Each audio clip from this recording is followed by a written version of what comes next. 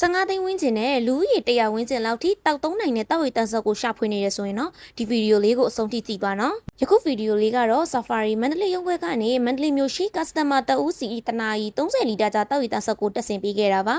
Safari မှာလူကြီးမင်းတို့တက်ဆင်လို့တဲ့တောက်ရည်တန်းဆက်များကိုအသေးစိတ်မေးမြန်းပြီးဝယ်ယူရရှိနိုင်တယ်လို့အရောက်ပို့ဆောင်တက်ဆင်ပေးတဲ့ဝန်ဆောင်မှုပါရှိနေပါတယ်မိမိတို့နေ့စဉ်တောက်သုံးနေတဲ့တောက်ရည်တွေကတန်ရှင်းကောင်းမှုရှိရန်လိုအပ်ပါတယ်မတန်ရှင်းတဲ့ရည်တွေကိုကာလာကြာရှည်သောတောက်သုံးမိတဲ့အခါမှာကျမရည်တွေစိုးဝါထိခိုက်လာစေပါတယ်။ယခုတက်ဆင်ပေးခဲ့တဲ့ဆက်တစုံစာမှာတနာရီ30လီတာကြာတောက်ရည်တန်းဆက်ရစ်စစ်အိမ်ရစ်စစ်ဖီလတာထုံးစစ်အိုစားချမ်းထုံတိုင်းစေးရည်ပိုက်ဆက်ပစ္စည်းနဲ့အရောက်တက်ဆင်ကအပါအဝင်စုစုပေါင်း15သိန်း3600ကျပ်ကြာတင်ပါတယ်။မြေနေရအခြေအနေမတူညီမှုပေါ်ဂျာကန်ဖီတာများထည့်သွင်းသုံးပြရခြင်းမတူညီနိုင်တယ်လို့ကုန်ကျငွေများလည်းမတူညီနိုင်ပါဘူးရှင်။ Safari မှာလူကြီးမင်းတို့အလိုရှိတဲ့ရေတန်းဆက်ပစ္စည်းများအမျိုးအစားစုံလင်စွာဝယ်ယူရရှိနိုင်တဲ့အပြင်အပိုပစ္စည်းများစွာကိုလည်းဝယ်ယူရရှိနိုင်ပါတယ်။ရန်ကုန်မန္တလေးနဲ့တောင်ကြီးမြို့တို့မှာရုံးခွဲမြတ်ဖွင့်လှစ်ထားပြီးမြန်မာနိုင်ငံတနိုင်ငံလုံးပို့ဆောင်တက်ဆင်ပေးလျက်ရှိပါတယ်။ Safari တန်ရှင်းသောရေကျမ်းမာသောဘဝ